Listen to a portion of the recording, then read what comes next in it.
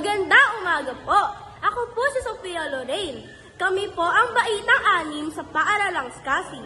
Narito po ang nagbabagang balita. Carlos Yulo, nagwagi ng 2 medalyang ginto. Ang ulat na ito ay ibabahagi sa atin ng aming reporter na si Yukari Alvara.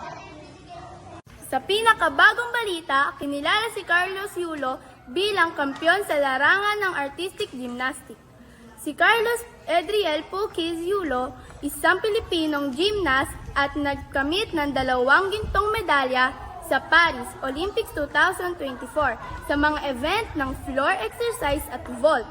Ang tagumpay na ito ay nagpapakita ng husay at determinasyon ni Carlos sa larangan ng gymnastics. Nagdulot ng karangalan sa bansa at nagbigay ng inspirasyon sa mga kabataan ng mangarap at magsumikap sa kanilang mga pangarap. Mabuhay ka, Carlos Yulo! Ipinagmalaki ka ng buong Pilipinas!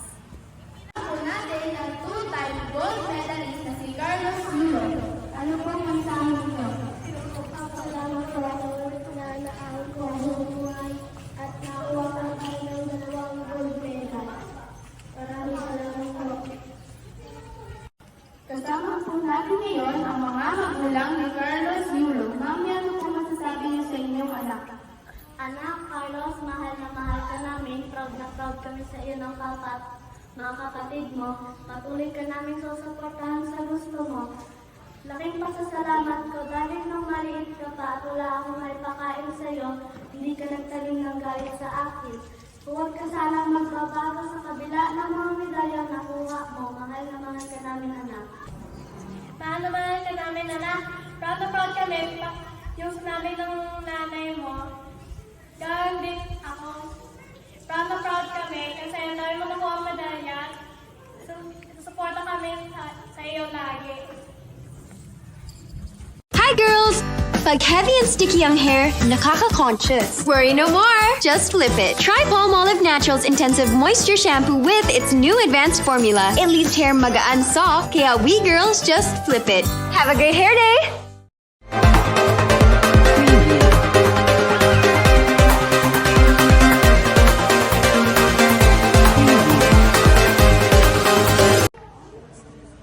Isang P-pop girl group na BINI. Naglabas ng bagong kanta na Cherry on Top na ikinahahangaan ng karamihan na tinatawag nilang Blooms.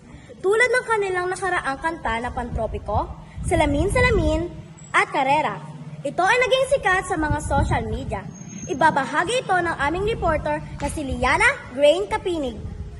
Ang P-pop girl group na BINI ay naglabas ng bagong kanta na Cherry on Top na nagpapakita ng kanilang signature na bubblegum pop style na may isang masiglang twist.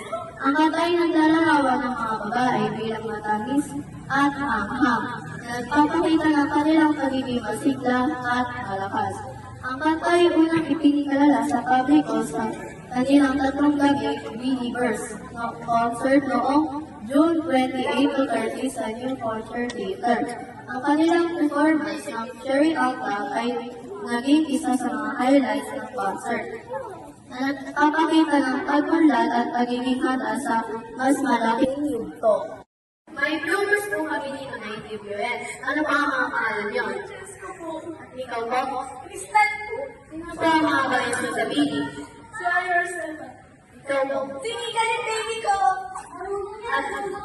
At ano po ang naiisip niyo sa BINI? Maganda nila, ang ganda ng music nila sa Tita Bess! Oh, my God nila! Okay po.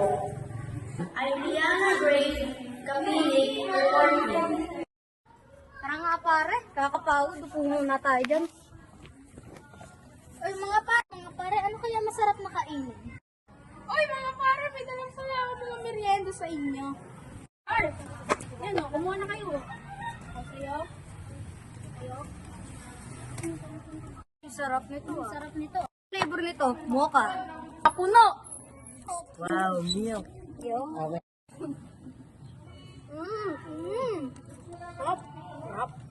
A fudgy barkada is a happy barkada.